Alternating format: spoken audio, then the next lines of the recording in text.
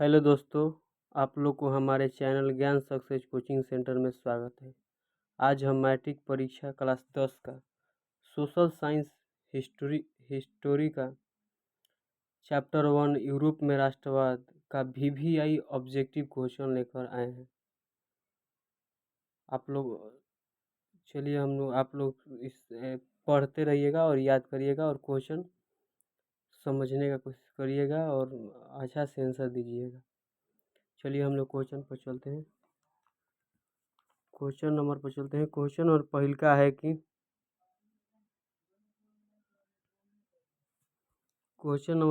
है कि नेपोलियन ने जर्मनी में किस संघ की स्थापना की?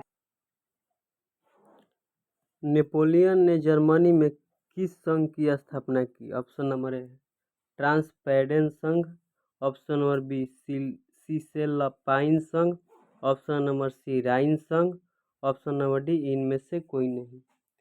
तो नेपोलियन ने जर्मनी में किस संघ की स्थापना की थी? तो नेपोलियन ने जर्मनी में राइन संघ की स्थापना की थी। तो इसका राइट आंसर सी हो जाएगा।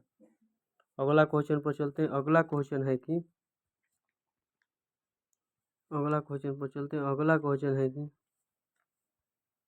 अगला क्वेश्चन है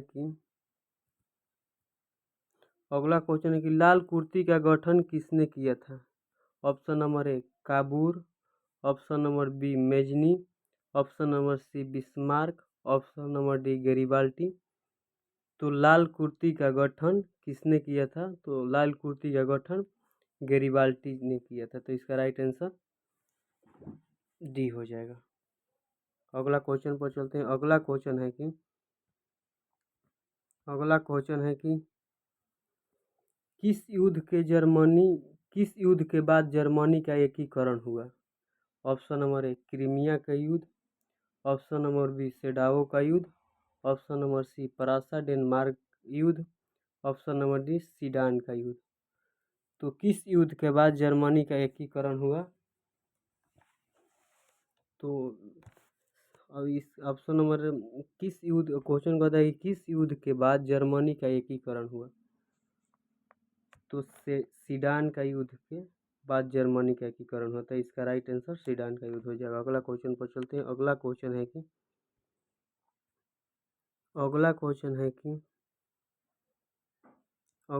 है कि यूरोपीय सभ्यता का पालना किस देश को कहा जाता है? Option number A Italy, option number B Rome, option number C Spain, option number D यूनान।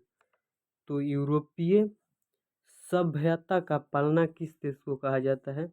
तो यूरोपीय सभ्यता का पालना यूनान देश को कहा जाता है। तो इसका राइट आंसर यूनान हो जाएगा। अगला क्वेश्चन पर चलते हैं। अगला क्वेश्चन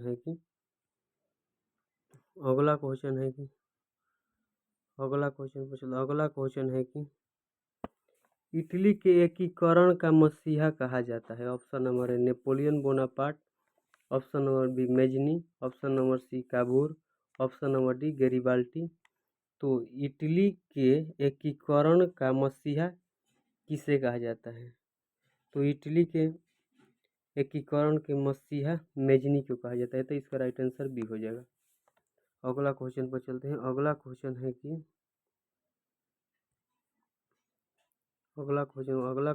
कि यूरोपीय राष्ट्रवाद से प्रभावित होकर किस भारतीय शासक जैकोबिन क्लब की स्थापना की? क्वेश्चन कहता है कि यूरोपीय राष्ट्रवाद से प्रभावित होकर किस भारतीय शासक जैकोबिन क्लब की स्थापना की? ऑप्शन नंबर ए में दिया Haidar Ali, option number B Tipu Sultan, option number C Safdarjung, option number D Shivaji. तो क्वेश्चन है कि यूरोपीय राष्ट्रवाद से प्रभावित होकर किस भारतीय शासक जैकोबिन क्लब की स्थापना की थी? जैकोबिन क्लब की स्थापना टीपू सुल्तान ने किया था। तो इसका राइट आंसर हो जाएगा टीपू सुल्तान। अगला क्वेश्चन पर चलते हैं। अगला क्वेश्चन है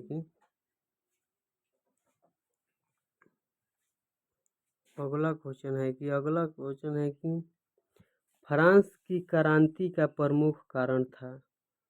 ऑप्शन नंबर ए में दिया है प्रजातंत्र शासन। ऑप्शन नंबर बी में दिया है निरंकुश शासन।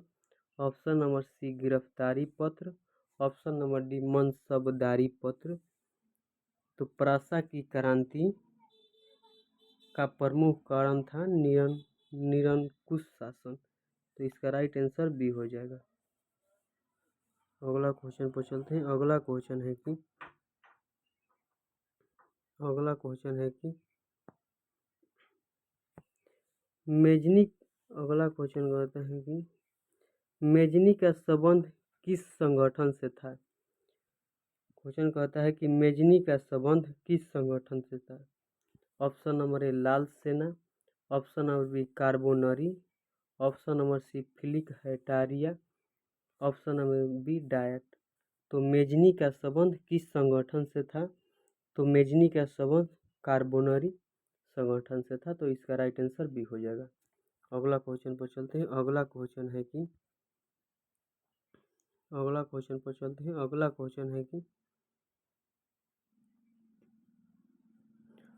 क्वेश्चन है कि फ्रांस में किस शासक वंश की स्थापना वियना कांग्रेस के द्वारा की गई थी। क्वेश्चन कहता है कि फ्रांस में किस शासक वंश की स्थापना वियना कांग्रेस के द्वारा की गई थी। ऑप्शन नंबर है बर्स।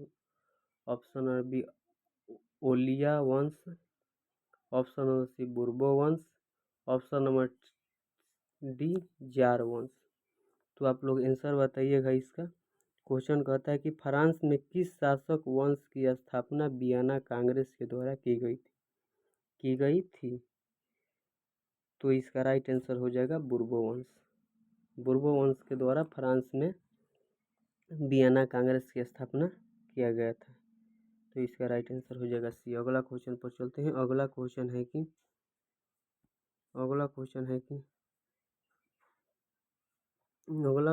कहता है कि किसने अपनी कूटनीति के बल पर इटली की समस्या को संपूर्ण यूरोप की समस्या बना दिया। क्वेश्चन कहता है कि किसने अपनी कूटनीति के बल पर इटली की समस्या को संपूर्ण यूरोप की समस्या बना दिया। ऑप्शन नंबर ए में दिया है Count Cavour. Option number B में गेरिबाल्टी। ऑप्शन नंबर सी में मेजनी। ऑप्शन नंबर डी में विक्टर इमेनुअल। क्वेश्चन कहता है कि किसने अपनी कूटनीति के बल पर इटली की समस्या को संपूर्ण यूरोप की समस्या बनाया।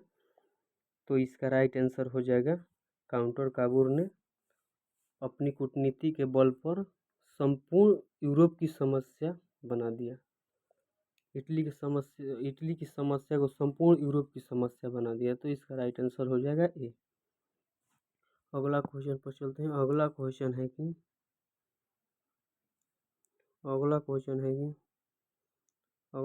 कहता है कि विलियम प्रथम कहाँ का शासक था।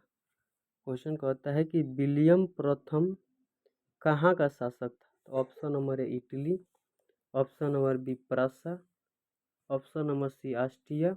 ऑप्शन नंबर डी यूनान। तो विलियम प्रथम कहाँ का शासक था। तो विलियम प्रथम प्रासा का शासक था। इसका राइट आंसर हो जाएगा प्रासा। इस आंसर नंबर बी हो जाएगा। अगला क्वेश्चन पर चलते हैं। अगला क्वेश्चन है कि जाल्वेराइन की स्थापना किस राज्य ने की। क्वेश्चन नंबर बराबर कहता है कि जाल्वेराइन की स्थापना किस राज्य ने की। ऑप्शन नंबर ए प्रासा ने। ऑप्शन नंबर बी ऑस्ट्रिया ने। ऑप्शन नंबर सी सार्डिनिया ने। ऑप्शन नंबर डी नेपल्स ने। क्वेश्चन कहता है कि जाल्वेराइन की स्थापना किस राज्य ने की। तो इसका राइट आंसर प्रासा हो जाएगा। ऑप्शन नंबर ए हो जाएगा इसका राइट आंसर। अगला क्वेश्चन पर चलते हैं। अगला क्वेश्चन है कि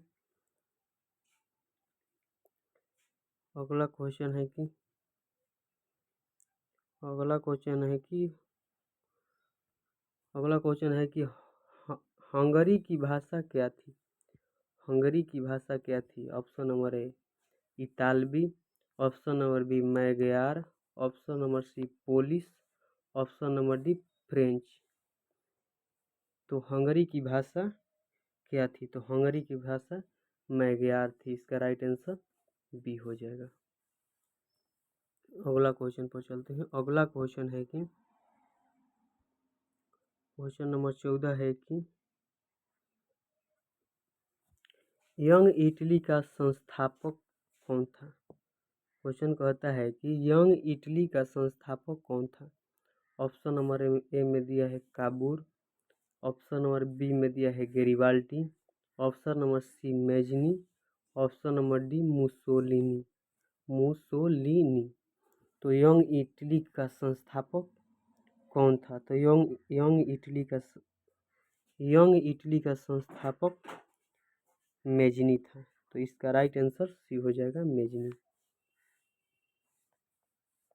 अगला क्वेश्चन पर चलते हैं। अगला क्वेश्चन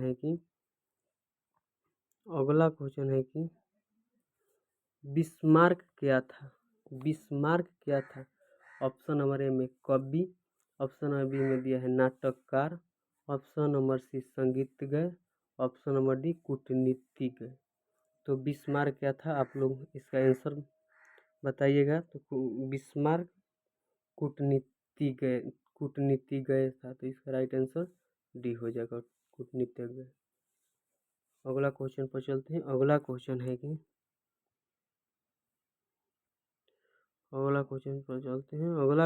है कि चार्टिस्ट आंदोलन कहाँ हुआ था। 16 नंबर क्वेश्चन कहता है कि चार्टिस्ट आंदोलन कहाँ हुआ था। Option number A Austria, option number B यूनान, ऑप्शन नंबर सी तुर्की, ऑप्शन नंबर डी इंग्लैंड। तो चार्टिस्ट आंदोलन कहाँ हुआ था। तो चार्टिस्ट आंदोलन इंग्लैंड में हुआ था। तो इसका राइट आंसर हो जाएगा इंग्लैंड। अगला क्वेश्चन पर चलते हैं। अगला क्वेश्चन है कि सन 1870 में फ्रांस और फ्रांसा के बीच युद्ध कहाँ हुआ था। ऑप्शन नंबर ए में दिया है सेडान, ऑप्शन नंबर बी में दिया है सेडोवा, ऑप्शन नंबर सी में साइराइन, ऑप्शन नंबर डी में फ्रैंकफर्ट। सन 1870 में फ्रांस और फ्रांसा के बीच युद्ध कहाँ हुआ था। तो इसका राइट आंसर हो जाएगा सेडान में हुआ था। 1870 में फ्रांस और फ्रांसा के बीच युद्ध सेडान में हुआ था। तो इसका राइट आंसर ए हो जाएगा। अगला क्वेश्चन पर चलते हैं। अगला क्वेश्चन है कि नेपोलियन संहिता किस वर्ष लागू की गई। 18 नंबर क्वेश्चन कहता है कि नेपोलियन संहिता किस वर्ष लागू की गई। ऑप्शन नंबर ए है 1779 में, ऑप्शन नंबर बी 1791 में, ऑप्शन नंबर सी 1801 में, ऑप्शन नंबर डी कहता है 1804 में। तो नेपोलियन संहिता किस वर्ष लागू की गई थी। तो नेपोलियन संहिता 1804 ईस्वी में लागू की गई थी। तो इसका राइट आंसर डी हो जाएगा। अगला क्वेश्चन पर चलते हैं। अगला क्वेश्चन कहता है कि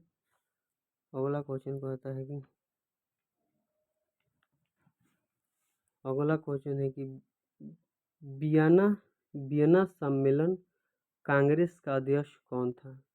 जो वियना सम्मेलन हुआ था उसमें कांग्रेस का अध्यक्ष कौन था। तो ऑप्शन नंबर ए में दिया है Napoleon Bonaparte, option number B में दिया है लुइस 18वां, ऑप्शन नंबर सी में चार्ल्स दसम, ऑप्शन नंबर डी है मेटरनिक।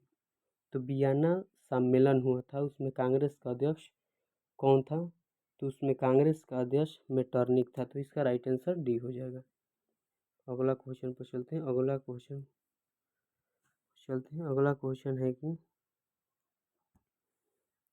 क्वेश्चन है कि मेटरनिक कौन था। अगला क्वेश्चन कहता है कि मेटरनिक कौन था।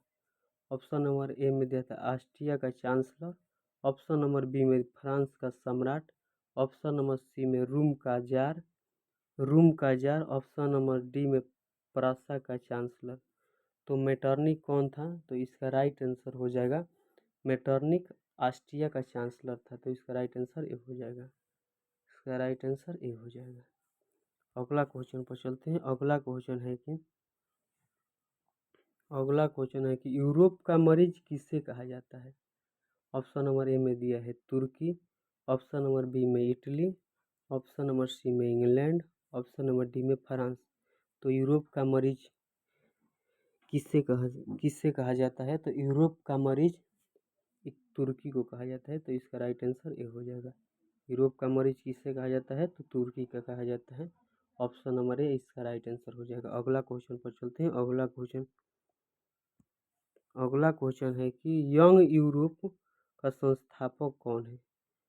22 नंबर क्वेश्चन कहता है कि यंग यूरोप का संस्थापक कौन था? Option number A Mazzini, option number B Garibaldi, option number C Victor Emmanuel नूएल, ऑप्शन नंबर डी मुसोलिनी। तो यंग यूरोप का संस्थापक कौन था? तो यंग यूरोप का संस्थापक मैजनी था। तो इसका राइट आंसर ए हो जाएगा। चलिए अगला क्वेश्चन पर चलते हैं। अगला क्वेश्चन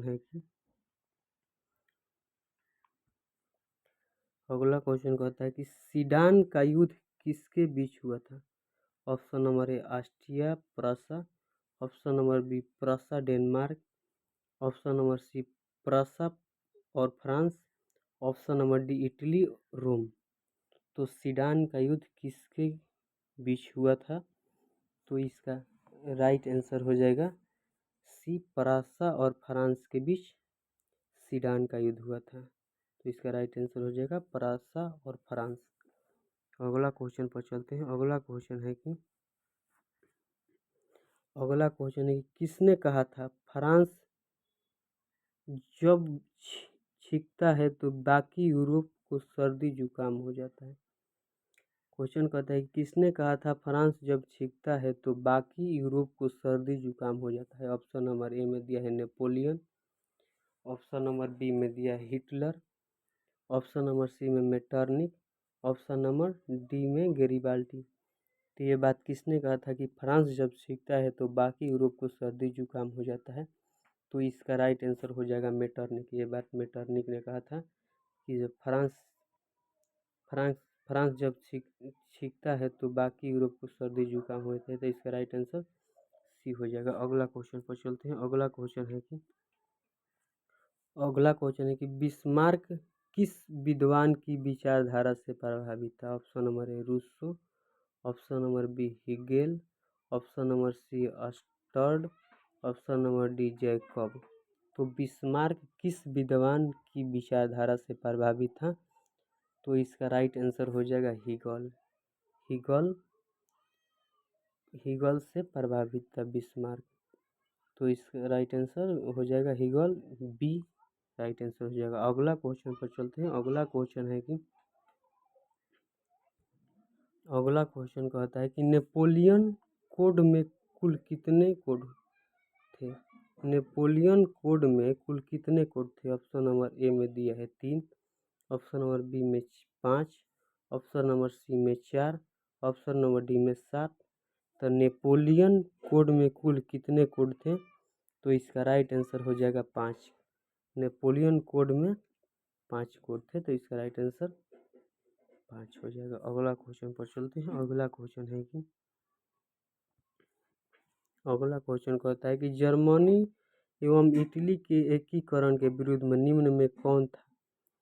27 नंबर क्वेश्चन कहता है कि जर्मनी एवं इटली के एकीकरण के विरुद्ध निम्न में कौन था? तो ऑप्शन नंबर में इंग्लैंड, ऑप्शन नंबर बी रूस, option number C Austria, option number D France. तो जर्मनी एवं इटली के एकीकरण के विरुद्ध में कौन था? तो इसका राइट आंसर सी हो जाएगा ऑस्ट्रिया था जर्मनी एवं इटली के एकीकरण के विरुद्ध में। अगला क्वेश्चन पर चलते हैं। अगला क्वेश्चन कहता है कि यूरोप वासियों के लिए किस देश का साहित्य एवं विज्ञान प्रेरणा का स्रोत रहा? 28 नंबर क्वेश्चन कहता है कि यूरोपवासियों के लिए किस देश का साहित्य एवं विज्ञान प्रेरणा का स्रोत रहा है? Option number A Germany, option number B यूनान, ऑप्शन नंबर सी तुर्की, ऑप्शन नंबर डी इंग्लैंड। तो इसका राइट आंसर हो जाएगा यूनान, बी इसका राइट आंसर हो जाएगा यूनान। अगला क्वेश्चन पर चलते हैं। अगला क्वेश्चन है कि काबूर कौन था? ऑप्शन नंबर ए जर्मनी का राजा, ऑप्शन नंबर बी इटली का प्रधानमंत्री, ऑप्शन नंबर सी इटली का राजा, ऑप्शन नंबर डी जर्मनी का मंत्री। तो काबूर कौन था? तो काबूर कौन था? तो काबूर इटली का प्रधानमंत्री था। तो इसका राइट आंसर बी हो जाएगा, इटली का प्रधानमंत्री। अगला क्वेश्चन पर चलते हैं। अगला क्वेश्चन कहता है कि जर्मनी का एकीकरण कब हुआ था? अगला क्वेश्चन कहता है कि जर्मनी का एकीकरण कब हुआ था? ऑप्शन नंबर ए 1890 ईस्वी में, ऑप्शन नंबर बी 1848 ईस्वी में, ऑप्शन नंबर सी 1871 ईस्वी में, ऑप्शन नंबर डी 1870 ईस्वी में। तो जर्मनी का एकीकरण कब हुआ था? तो इसका राइट आंसर सी हो जाएगा। जर्मनी का एकीकरण 1870 में हो 71 में होता, सॉरी 1871 में हुआ था जर्मनी का एकीकरण। अगला क्वेश्चन पर चलते हैं। अगला क्वेश्चन कहता है एक्ट ऑफ यूनियन किस वर्ष पारित हुआ? 31 नंबर क्वेश्चन कहता है कि एक्ट ऑफ यूनियन किस वर्ष पारित हुआ? ऑप्शन नंबर ए 1688 ईस्वी में, ऑप्शन नंबर बी 1707 ईस्वी में, ऑप्शन नंबर सी 1788 ईस्वी में, ऑप्शन नंबर डी 1807 ईस्वी में। तो एक्ट ऑफ यूनियन किस वर्ष पारित हुआ था? तो इसका राइट आंसर हो जाएगा ऑप्शन नंबर बी 1707 ईस्वी में एक्ट ऑफ यूनियन पारित हुआ था। तो इसका राइट आंसर बी हो जाएगा। अगला क्वेश्चन पर चलते हैं। अगला क्वेश्चन कहता है कि मारियान किस देश के राष्ट्रवाद का प्रतीक था? 32 नंबर क्वेश्चन कहता है कि मारियान किस देश के राष्ट्रवाद का प्रतीक था? Option number A France, option number B Germany, option number C Italy, option number D रूस। तो मारियान किस देश का राष्ट्रवाद का प्रतीक था? तो इसका राइट आंसर ए हो जाएगा फ्रांस। मारियान फ्रांस देश के राष्ट्रवाद का प्रतीक था। तो इसका राइट आंसर ए हो जाएगा। अगला क्वेश्चन पर चलते हैं। अगला क्वेश्चन कहता है कि यूनान के स्वतंत्रता संग्राम में किसकी पराजय हुई? 33 नंबर क्वेश्चन कहता है कि यूनान के स्वतंत्रता संग्राम में किसकी पराजय हुई? ऑप्शन नंबर ए यूनान की, ऑप्शन नंबर बी तुर्की की, ऑप्शन नंबर सी रूस की, ऑप्शन नंबर डी फ्रांस की। तो यूनान के स्वतंत्रता संग्राम में किसकी पराजय हुई? तो इसका राइट आंसर बी हो जाएगा, तुर्की की पराजय हुई थी। यूनान के स्वतंत्रता संग्राम में किसकी पराजय हुई थी? तो इसका राइट आंसर बी हो जाएगा। अगला क्वेश्चन पर चलते हैं। अगला क्वेश्चन है कि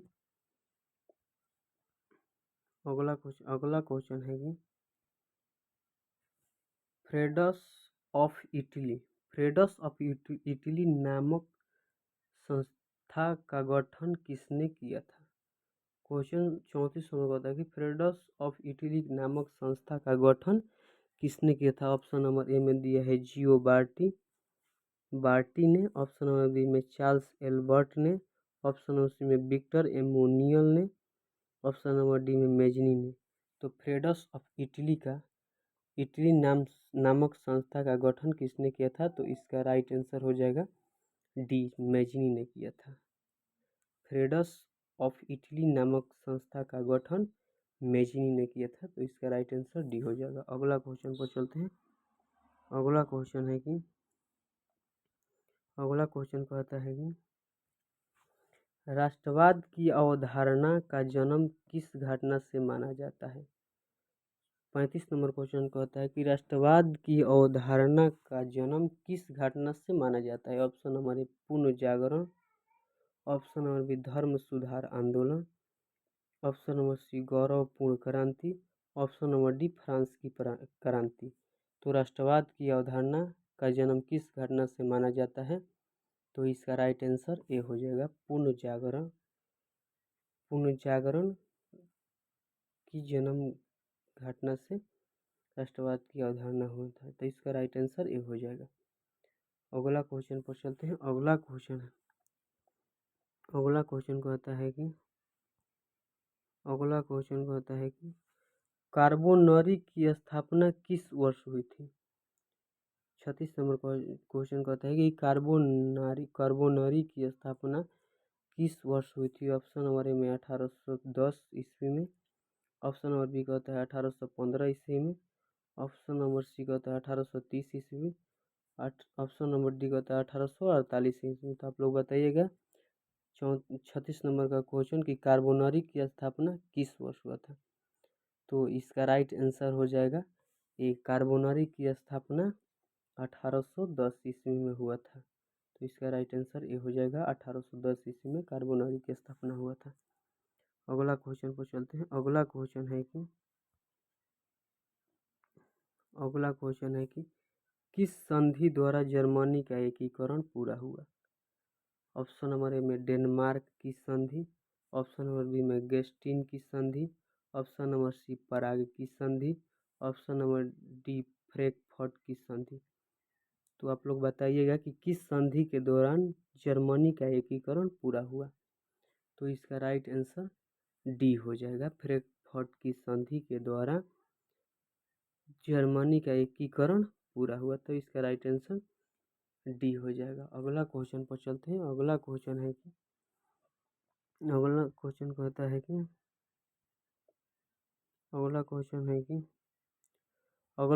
है कि 1829 ईस्वी की एड्रियानोपुल की संधि किस देश के साथ हुई? ऑप्शन नंबर ए में दिया है रूस, ऑप्शन नंबर बी में यूनान, option number C Britain, option number D Poland. तो 1829 ईस्वी की एड्रियानोपुल की संधि किस देश के साथ हुई थी? तो इसका राइट आंसर ये हो जाएगा रूस के साथ 1829 ईस्वी में एड्रियानोपुल की संधि हुई थी। इसका राइट आंसर ये हो जाएगा। अगला क्वेश्चन पर चलते हैं। अगला क्वेश्चन है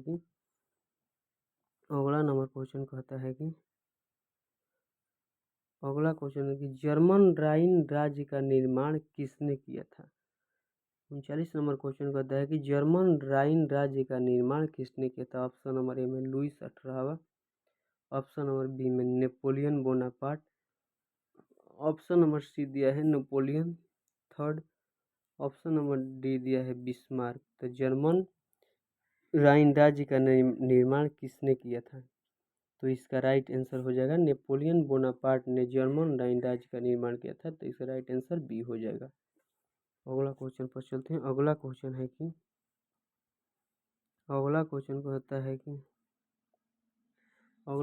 है कि गेरिबाल्डी पेशे से क्या था? 40 नंबर क्वेश्चन कहता है कि गेरिबाल्डी पेशे से क्या था? ऑप्शन नंबर ए सिपाही, ऑप्शन नंबर बी किसान, ऑप्शन नंबर सी जमींदार, ऑप्शन नंबर डी नाविक। तो आप लोग बताइएगा कि गेरिबाल्डी पेशे से क्या था?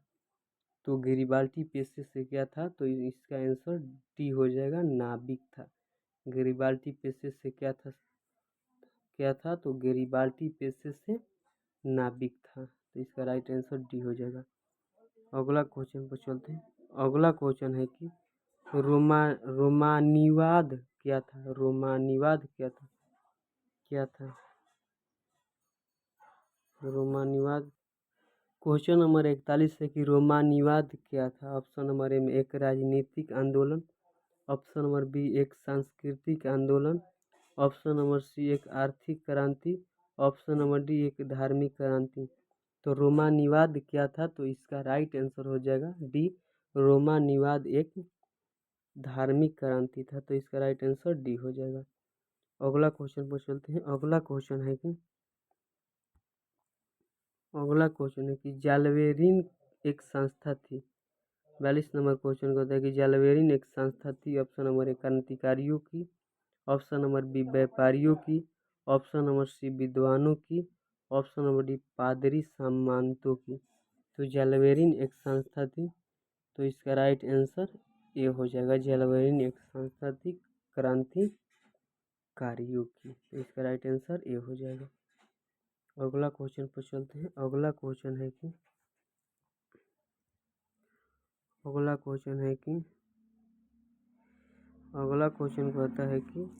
'सेडाओ के युद्ध में किसकी पराजय हुई?